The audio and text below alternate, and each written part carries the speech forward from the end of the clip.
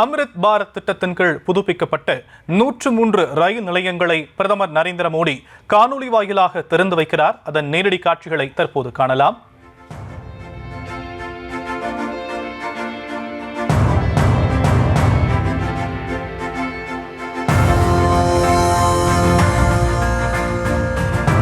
இது குறித்தான விவரங்களை செய்தியாளர் லதா வழங்க நாம் கேட்கலாம். லதா, புதுப்பிக்கப்பட்ட 103 ரயில் நிலையங்களை பிரதமர் மோடி திறந்து வைத்திருக்கிறாரு. தமிழகத்துல எத்தனை ரயில் நிலையங்கள் இதில் அடங்கும்? வணக்கம்.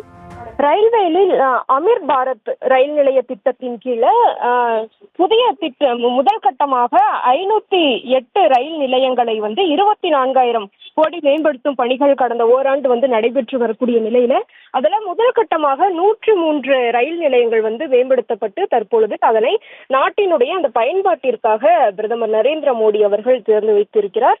ராஜஸ்தானில் நடைபெறக்கூடிய அந்த துவக்க விழாவில் பங்கேற்ற அவர் தற்பொழுது இதனை நாட்டிற்கு ஒப்படைத்து இருக்கிறார்.